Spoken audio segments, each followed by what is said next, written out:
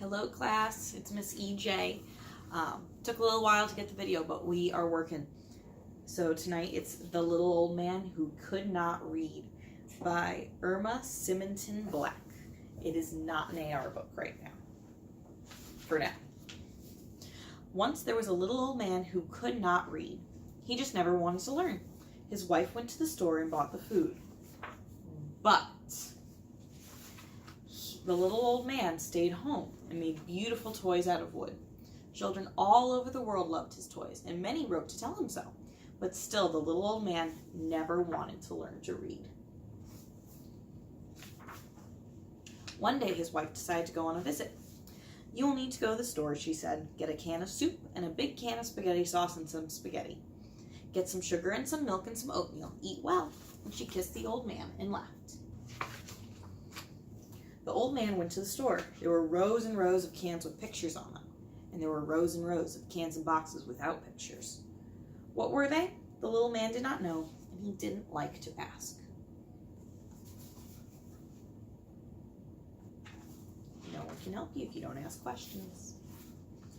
He bought a middle-sized can. It looked like the cans of soup his wife brought home. He bought a long box that looked like a spaghetti box and a big can that looked like a spaghetti sauce can.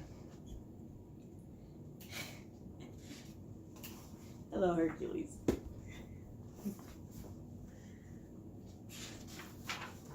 He bought a blue box that looked like a sugar box. He bought a round box that looked like an oatmeal box. And last of all, he bought a square carton. It looked like the milk cartons his wife brought home. "Ah," said the little old man when he got home, "that walk made me hungry. I shall have some hot soup for lunch." He opened the middle-sized can. It was onion soup. The little old man hated onions of any kind, and onion soup worst of all. "Fiddle," he said. "Onion soup. I shall save it for my good wife." At dinner time, the little old man rubbed his hands with pleasure and took down a long box that looked like a spaghetti box and a great big can that looked like spaghetti sauce can. Beaming, he opened the long box, but the box did not have spaghetti in it. It had wax paper.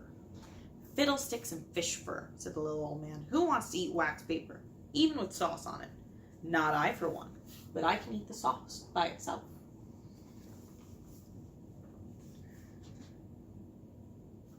He reached for the big can. For the first time, he noticed it had a plastic top on it, and so he took that off. "That's funny," he said to himself. "I never saw a plastic top on a sauce can. I do hope this isn't a coffee can." He opened the big can. It was a coffee can. The coffee smelled delicious, but it wasn't very much good for the little hungry old man. "Shall I have my oatmeal and milk and sugar instead?" he asked himself. Then he answered himself, "No, I'll have a cup of coffee and go to bed. In the morning, I'll have a nice big breakfast." By the next morning, he was very, very hungry. "Oatmeal," said the old man as he jumped out of bed. "I shall put lots and lots of milk and sugar in it. Ah." The little old man got the round box and the blue box and the square carton. He put them all on the table. Then he opened the round box. There was no oatmeal in it. It was full of something grainy and white. The old man tasted it carefully. "Salt.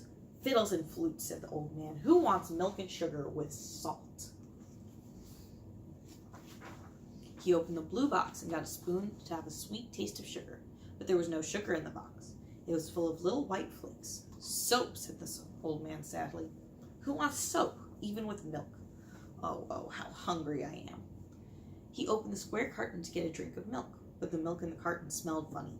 It was buttermilk. Sour, sour buttermilk. The old man hated buttermilk, but he was so hungry that he drank every last drop. The old man hated onion soup, but at noon he was so hungry that he ate the onion soup. At night, the wife came back. The old man was very glad to see her. "Wife," he said, "I had a bad time."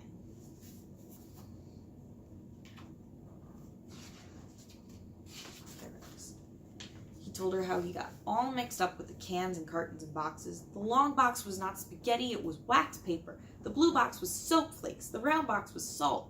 "Wife, please teach me to read." "Very well, I shall," said his good wife. First, the old man learned to read the word spaghetti. Next, he learned to read the word milk.